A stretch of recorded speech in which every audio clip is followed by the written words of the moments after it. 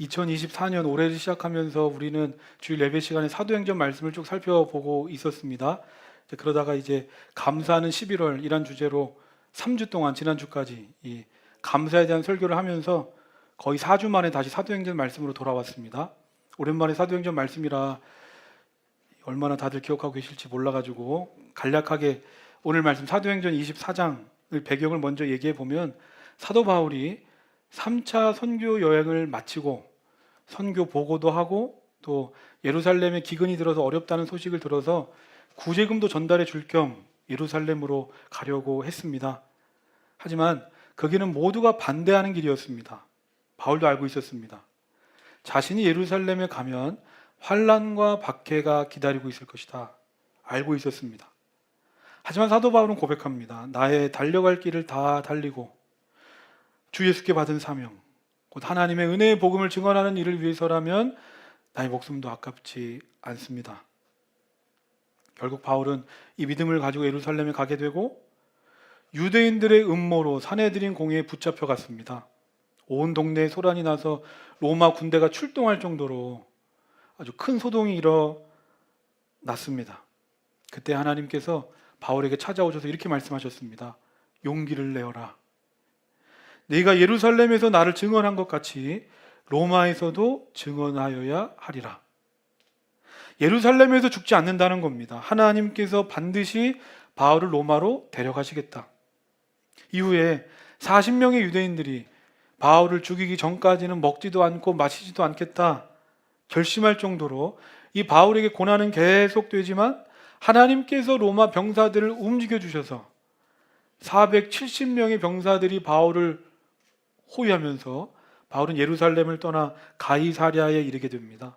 여기까지가 오늘 본문 앞장 사도행전 23장까지의 내용입니다. 그리고 오늘 말씀이 시작됩니다. 오늘 말씀 1절, 2절 함께 읽겠습니다. 시작. 닷새 뒤에 대제사장 아나니아가 몇몇 장로와 더돌로라는 변호사와 함께 내려와서 총독에게 바울을 고소하였다. 바울을 불러내니 더돌로가 고발하여 말하였다. 벨릭스 총독님, 우리는 총독님의 덕분으로 크게 평안을 누리고 있습니다. 그리고 각하의 성견지명의 덕택으로 이 나라에서는 개혁을 많이 이룰 수 있었습니다. 바울이 가이사랴에 도착한 지 5일 지났습니다. 근데 5일 후에 누가 찾아왔다고 합니까? 대제사장 아나니아, 장로들 그리고 변호사 더둘로가 바울을 죽이려고 가이사랴까지 쫓아왔습니다. 기억하시길 바랍니다. 이 정도로 사탄의 역사는 집요합니다. 그 영혼, 그 삶이 완전히 망할 때까지 포기하지 않고 먼 길을 쫓아서라도 계속된다는 겁니다. 대제사장 아나니아가 작정하고 왔습니다. 지난번 사내들인 공회에서 바울을 죽이는 걸 실패했기 때문에 이번엔 내가 반드시 바울 죽이겠다는 마음으로 로마 말과 로마법에 능통한 변호사 더둘로와 함께 가이사랴에 왔습니다. 그러면서 본격적으로 이 더둘로를 중심으로 법정 공방이 시작됩니다. 2절 보면 더둘로가 말합니다. 벨릭스 총독님, 우리 총독님 덕분에 평안을 누리고 총독님의 선견지명으로 이 나라가 이렇게 발전할 수 있었습니다. 이 모든 게 총독님 덕분입니다. 라고 말을 시작합니다. 딱 봐도 이 더둘로라는 사람이 어떤 사람인지 그려지지 않습니까? 이 벨릭스를 향해서 처음부터 아첨부터 하는 겁니다. 아첨. 분명 자기가 원하는 것을 이루려면 아첨할 수 있고 또 좋은 말 할 수 있습니다. 근데 문제는 이 더둘로가 한 말이 다 거짓말이었다는 겁니다. 실제로 당시 역사 자료를 보면 이 벨릭스는 더둘로가 말한 것과는 정반대의 사람이었습니다.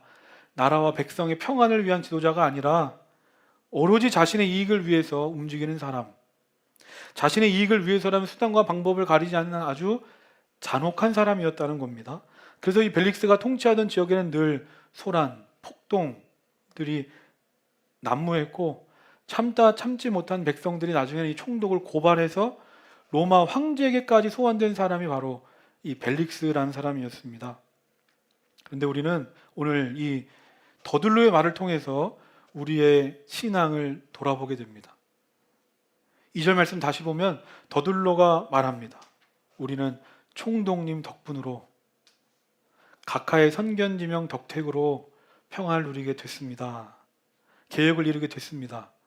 이게 무슨 말입니까? 쉽게 말하면 우리는 벨릭스를 힘입어서 로마 제국 덕분에 오늘의 평화를 이루게 됐다는 말입니다. 더들로를 포함해서 대제사장, 아나니아, 장로들 다 바울을 핍박하는 사람들이지만 엄밀히 말하면 하나님을 믿는 사람들입니다. 그리고 이들은 종교 지도자들로 성도들에게 날마다 하나님의 은혜로 살아라, 사랑으로 살아라, 하나님 주시는 힘으로 살아라 말하는 사람들이었습니다. 그런데 이들의 실상은 어떻습니까? 말만 그렇지 실제로 나의 삶을 보호하고 지키고 인도하는 건 하나님이 아니라 세상이고 권력이고 물질이고 사람이라는 겁니다. 누군가는 목사님 너무 트집 잡는 거 아닙니까? 무슨 너무 말꼬리 잡는 거 아닙니까? 라고 생각할지 모릅니다. 사회생활 하다 보면 또 밖에서 살다 보면 그런 말 정도 할 수 있는 것 아닙니까? 라고 생각할지 모르지만 그렇지 않습니다. 내 삶을 돌아보시길 바랍니다. 그러면 정말 나는 세상 사회살이 하느라고 입술로만 말하지 실제 내 삶으로 하나님의 힘으로만 사는 사람입니까? 아니면 오히려 반대로 우리는 입술로는 하나님의 힘으로 산다고 말하지만 실제 내 삶은 세상의 힘으로 살아가고 있지 않습니까? 정말 내가 하나님의 사람인지, 정말 내가 믿음으로 사는 사람인지 어떻게 알 수 있을까? 오늘 말씀 유대인 속의 유대인들처럼 말로는 하나님을 섬긴다고 하고 말로는 하나님의 힘으로 산다고 하지만 실제 내 삶을 보면 하나님이 아니라 세상을 섬기고 하나님의 힘이 아니라 세상의 힘으로 산다면 주일에 교회 나와서 열심히 찬양하고 말씀 듣고 기도하고 말씀대로 살겠습니다 하지만 세상에 나가면 바로 내 마음 사로잡는 거 있고 세상에 나가면 바로 하나님이 아니라 내가 더 의지하는 게 있다면 어찌 이런 나를 하나님의 사람, 믿음의 사람이라고 할 수 있겠습니까? 이어서 오늘 말씀 4절부터 8절까지 우리 함께 읽겠습니다. 시작. 나는 총독님을 오래 방해하지 않겠으니 너그러우신 마음으로 우리의 고발을 잠깐 들어주시기 바랍니다. 우리가 본 바로는 이 자는 연병 같은 자요 온 세계에 있는 모든 유대 사람에게 소란을 일으키는 자요 나사렛 도당의 우두머리입니다. 그가 성전까지도 더럽히려고 하므로 우리는 그를 붙잡았습니다. 총독님께서 친히 그를 신문하여 보시면 우리가 그를 고발하는 이유를 다 아시게 될 것입니다. 오늘 우리가 보는 성경은 원본이 아니라 사본입니다. 그래서 가장 오래된 사본을 기본으로 보고 있는데 그래서 성경을 읽다 보면 7절 말씀처럼 없음이라고 쓰여 있는 게 있습니다. 이것은 우리가 보는 사본에는 없는데 다른 사본에는 기록되어 있을 때 없음이라고 표현합니다. 아무튼 이 더둘로가 총독 벨릭스에게 인사말을 하고 본격적으로 바울을 고소합니다. 세 가지로 고소합니다. 첫 번째는 바울은 연병 같은 사람이다. 연병 같은 사람으로 소란을 일으키는 자가 첫 번째. 두 번째는 나사렛이란 이단 종교의 우두머리다. 세 번째는 성전을 더럽히려고 했던 사람이다. 라는 세 가지 논리로 바울을 고소합니다. 이 세 가지 중에서 이 더둘로가 가장 주목했던 건 첫 번째였습니다. 바울이 나라에 소란을 일으켰다 하는 첫 번째 고소 내용이었습니다. 왜냐하면 당시 로마 제국은 팍스 로마나라는 말이 있을 정도로 이 로마의 제국의 이 안전, 평화를 최우선으로 해서 제국 안에서 폭동이나 소란을 일으키는 걸 아주 최소화하는 데 집중했습니다. 그런데 지금 더둘로가 이 로마 제국이 가장 민감하게 생각하는 제국 안에서 소란을 일으키는 자로 바울을 고소했다는 겁니다. 그런데 저는 이 더둘로의 말을 보면서 가장 눈에 들어오는 이 표현이 있었습니다. 5절 보면 우리가 본 바로 이 자는 연병 같은 자요. 연병 같은 자. 우리가 보는 세번역 성경에서는 연병이라고 하는데 개역개정 성경에서는 전염병 같은 사람이라고 말합니다. 전염병 같은 사람. 당시 이 사람들, 당시 이 시대 사람들은 예수 믿는 자들, 그리스도인들을 향하여 전염병 같은 사람이라고 말했다는 겁니다. 전염병 같은 사람. 아니 그러면 왜 그리스도인들 전염병 같은 사람이라 했을까? 복음이 전해지는 게 마치 전염병이 확산되는 것처럼 전파되었기 때문입니다. 이 성경에서 말하는 전염병은 패스트, 흑사병입니다. 흑사병은 이제 오늘날 우리가 겪었던 코로나처럼 당시 시대의 역사를 바꿔놓을 정도로 수억 명의 사람의 목숨을 앗아간 아주 무서운 전염병이었습니다. 근데 세상 사람들이 봤을 때 당시 예수 믿는 자들이 이와 같다. 무서울 정도로 예수 믿는 자를 만나면 누구든지 예수 믿는 자가 된다. 특히 유대인들 입장에서는 이 바울은 정말 무서운 전염병 같은 사람이었습니다. 왜냐하면 이 유대인들이 계속해서 바울을 모함하고 박해하고 나중에는 목숨까지 위협했건만 잠잠해지기는커녕 오히려 바울은 더 뻗어나갔습니다. 이 점점 더 바울은 가는 곳마다 교회가 세워지고 가는 곳마다 믿는 자들이 더해지고 있으니까 유대인들 입장에서는 이 바울이 마치 전염병 같은 겁니다. 이처럼 그리스도인은 어떤 사람인가? 나 혼자 예수 잘 믿고 나 혼자 잘 사는 사람이 그리스도인이 아닙니다. 성경은 예수님을 전염시키는 사람으로 그리스도인을 정의합니다.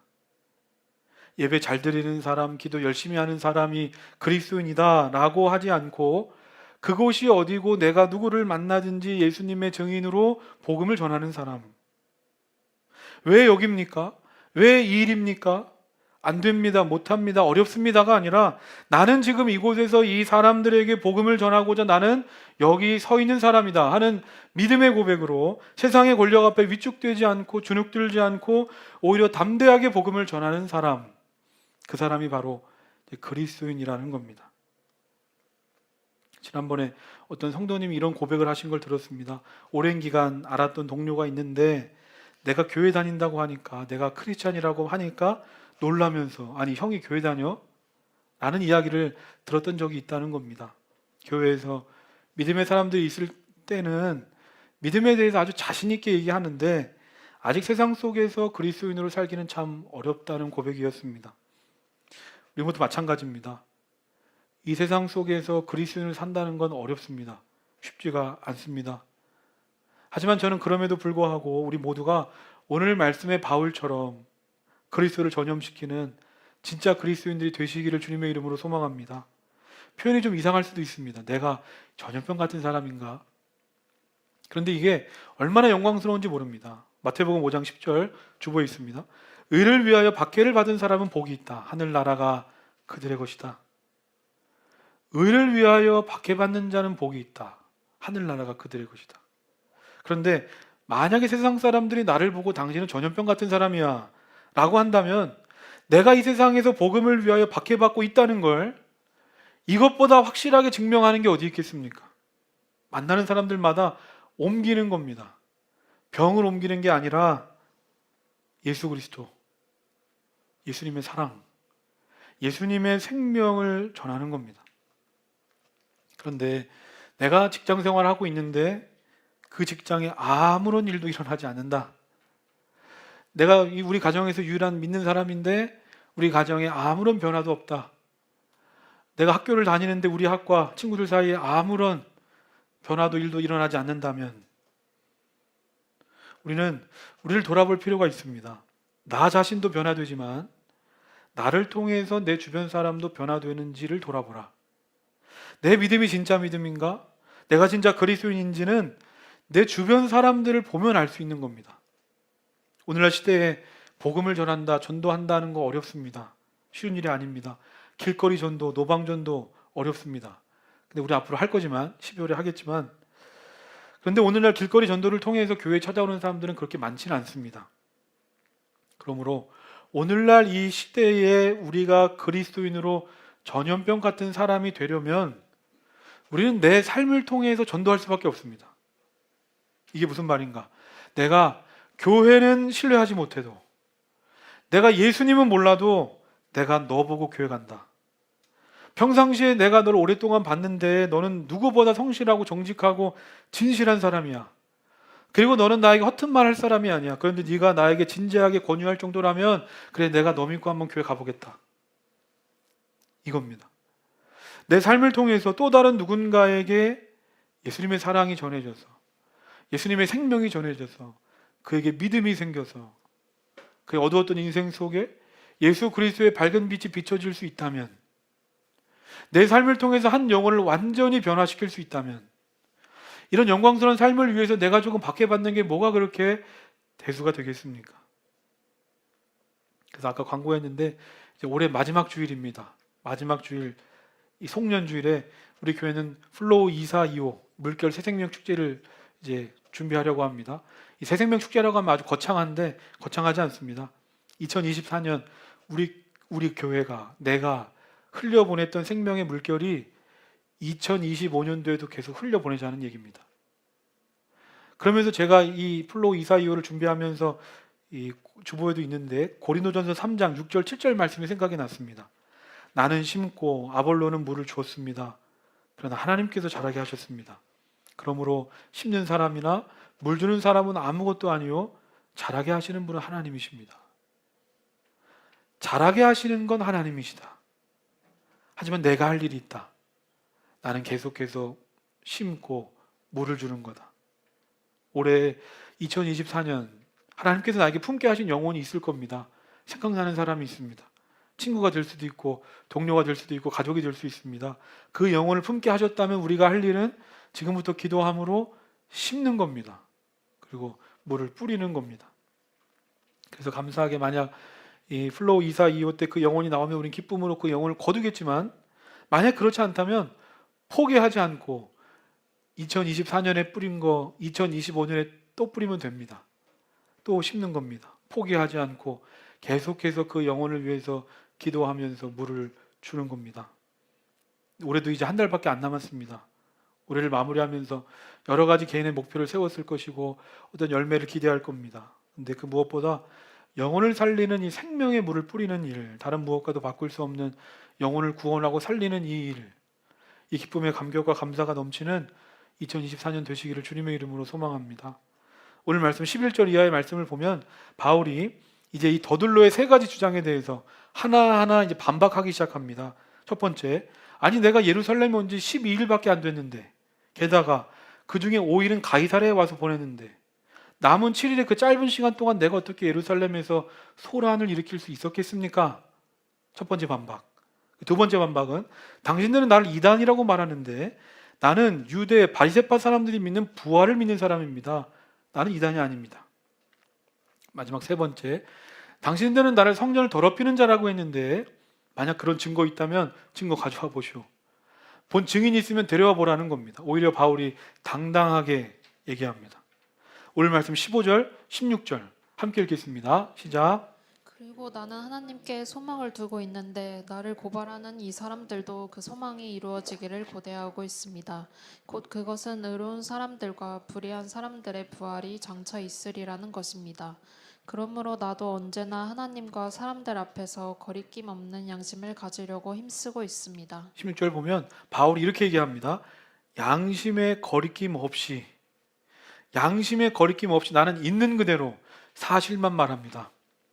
더들로나 오늘날 대부분의 사람들은 자기도 모르게 상황에 따라 과장합니다.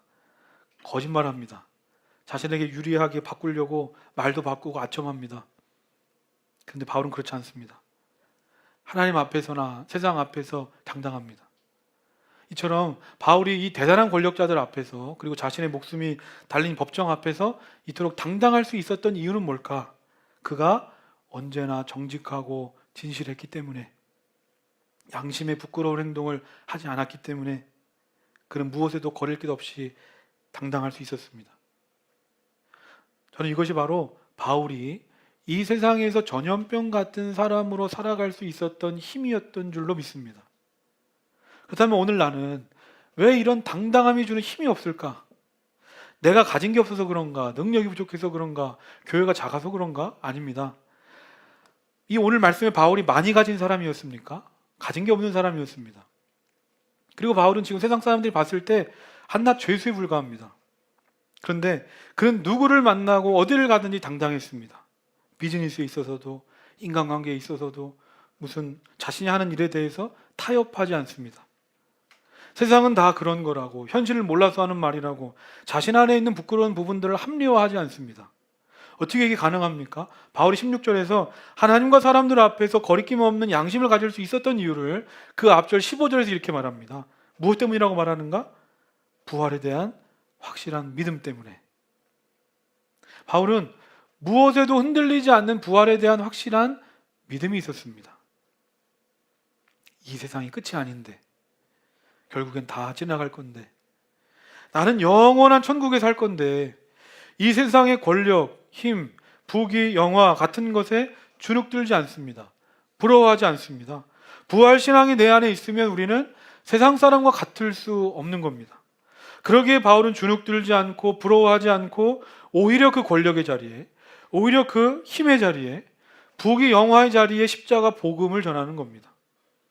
이처럼 왜 우리가 하나님 앞에서 당당하지 못할까? 그것은 지금의 내 상황 때문도 아니고 문제 때문도 아니고 환경 때문도 아닙니다. 바로 나의 믿음 때문입니다. 믿음의 문제입니다. 하나님 앞에서 또 사람 앞에서 타협하지 않고 양심의 거리낌 없이 당당하게 살고 싶으십니까? 그러면 내가 흔들릴 때마다 믿음의 주요 나를 온전케 하시는 예수 그리스도를 바라보시기를 소망합니다. 죽음을 이기시고 부활하신 예수님께서 오늘 나와 함께 하신다. 그리고 그 부활의 주님이 나와 함께 하시면서 나에게 부활의 능력으로 부활을 살게 하신다 하는 믿음이 내 안에 있으면 우리는 어디를 가고 누구를 만나든지 당당한 그리스도인이 되는 줄로 믿습니다. 이어서 사도행전 24장 22절 23절 우리 함께 읽겠습니다. 시작. 펠릭스는 그 도와 관련된 일을 자세히 알고 있었으므로 천부장 루시아가 내려오거든 당신들의 소송을 처리하겠소 하고 말하고서 신문을 연기하였다. 그리고 백부장에게 명령하여 바울을 지키되 그에게 자유를 주고 그의 친지들이 돌보아 주는 것을 막지 말라고 하였다. 누가 봐도 바울이 이 옳은 말을 했지만 벨릭스는 판결하지 않고 유보합니다. 천부장 루시아가 오면 그때 판결하자. 그리고 23절 보면 이 벨릭스가 바울에게 두 가지 선물을 줍니다. 첫 번째는 감옥 안에서 자유롭게 지낼 수 있도록 해줘라. 그리고 두 번째는 바울과 가까운 사람이 오면 언제든지 만날 수 있게 해줘라 하는 선물을 주려고 했는지 모르지만 두 가지 선물을 바울에게 줍니다. 기억하시기 바랍니다. 이 세상에서 전염병 같은 사람으로 내가 어려운 가운데에서도 예수님을 전하며 사는 자들에게 주님께서는 반드시 이와 같은 선물, 은혜를 주십니다. 지난번 설교 때도 얘기했습니다. 지금 감옥 밖에는 바울을 죽이기 전까지는 먹지도 마시지도 않겠다고 결단한 40명의 암살대가 칼을 갈고 기다리고 있습니다. 만약에 바울이 지금 무죄를 받았다. 감옥 밖에 나갔다. 어떻게 되겠습니까? 근데 바울은 유죄를 받은 것도 아니고 무죄를 받은 것도 아니고 판결이 유예된 덕분에 자유롭게 감옥 안에서 하나님의 은혜를 누리며 살 수 있게 되는 겁니다. 저는 저와 우리 모두가 이와 같은 믿음을 갖게 되기를 소망합니다. 어떤 믿음이냐? 내 뜻과 내 생각대로 되지 않을지라도, 아니 내가 예상하지 못했던 그 문제가 나에게 찾아올지라도 실망하거나 낙심하지 않고 오히려 지금의 이 시간을 감사로 고백할 수 있는 그런 믿음을 갖게 되길 소망합니다. 왜냐하면 주님은 언제나 나와 함께 하시는데 그 주님께서 나에게 주시는 것들 중에 축복이 아닌 것은 하나도 없기 때문입니다. 마지막으로 사도행전 24장 24절부터 26절 읽겠습니다. 시작. 며칠 뒤에 벨릭스가 유다 여자인 자기 아내 두르실라와 함께 와서 바울을 불러내어 그리스도 예수를 믿는 믿음에 관하여 바울이 설명하는 것을 들었다. 바울이 정의와 절제와 장차 올 심판에 관해서 말할 때 벨릭스는 두려워서 이제 그만하면 되었으니 가시오. 기회가 있으면 다시 당신을 부르겠소 하고 말하였다. 동시에 그는 바울에게서 돈을 받을까 하고 은근히 바랐다. 그래서 그는 바울을 자주 불러내어 이야기를 나누었다. 재판이 끝나고 며칠 후였습니다. 벨릭스가 자기 아내 드루실라와 함께 바울을 불러다가 바울에게 복음을 듣습니다. 여기서 주목해야 되는 건 벨릭스가 불렀다는 겁니다. 바울을. 왜 불렀겠습니까?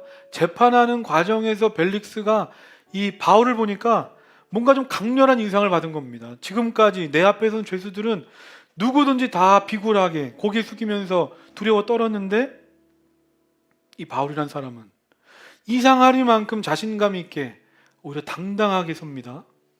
그 모습이 벨릭스에게 감동을 줬고 무언가 궁금하게 만드는 겁니다. 그래서 벨릭스가 바울을 따로 불러다가 말합니다.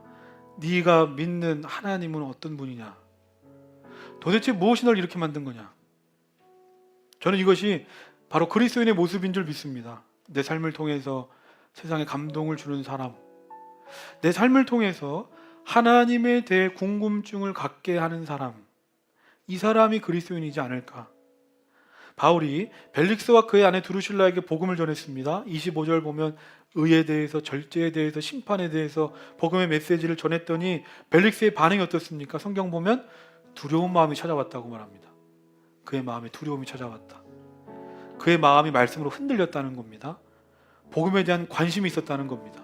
근데 문제는 벨릭스는 딱 거기까지였습니다. 벨릭스가 말합니다. 이제 그만하시오.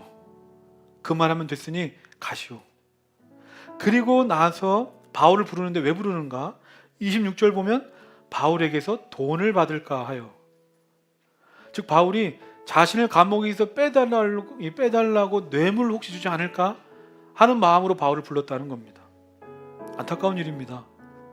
언제든지 바울과 같은 대사도를 불러다가 1대1로 말씀을 들을 수 있는 엄청난 기회가 찾아왔습니다. 그의 인생을 바꿀 기회가 찾아온 겁니다. 그런데 그럼에도 그의 마음의 문은 열리지 않았습니다. 왜냐하면 말씀이 좋은 줄 알았지만 그 말씀으로 내 삶을 변화시키긴 싫었습니다. 말씀으로 다른 사람, 세상은 변화시키고 싶었지만 아직 나는 지금의 삶이 더 좋은 겁니다. 그러니까 이 벨릭스는 복음에 대한 가치보다 돈에 대해서 더 많은 가치를 두고 있었기 때문에 자신의 인생이 송두리째 변화될 수 있는 기회를 앞에 두고도 눈이 가려워진 겁니다. 오늘 말씀 어떻게 끝나는가? 사도행전 24장 27절. 두 해가 지난 뒤에 보르기오 베스토가 벨릭스의 후임으로 직책을 맡게 됐다. 근데 벨릭스는 유대 사람의 헌심을 사고자 하여 바울을 가두어 둔 채로 내버려뒀다. 벨릭스는 계속해서 이 재판을 보류하고 연기했습니다. 그렇게 시간이 흘렀습니다. 그리고 벨릭스는 떠났습니다. 그리고 베스토라는 새로운 총독이 왔습니다. 우리는 벨릭스가 영원할 줄 알았습니다. 그런데 영원한 건 없다는 겁니다. 이 세상에 영원한 건 없다. 대단한 권력도, 힘도, 부와 명예도 시간이 지나가면 다 사라지는구나. 하지만 우리가 기억해야 되는 건 벨릭스는 역사에서 사라졌지만 하나님은 여전히 역사의 한가운데서 계신다는 겁니다. 그리고 나와 이 세상을 향한 당신의 계획을 바꾸지 않으신다는 겁니다. 그러므로 우리가 무엇을 위해 살아야 하겠습니까? 또 어디에 가치를 두며 살아야 되겠습니까? 썩어 없어질 것에 소망을 두지 마시고 죽음을 이기셔서 부활하심으로 영원한 생명이 되신 예수님을 위해 삽시다. 우리가 이와 같은 부활의 믿음을 가지고 살아갈 때 우리는 하나님 앞에서나 세상 앞에서 당당하게 그리스도를 전하는 전염병과 같은 사람들이 다 될 줄로 믿습니다. 오늘 말씀을 기억하면서 우리 함께 찬양하겠습니다.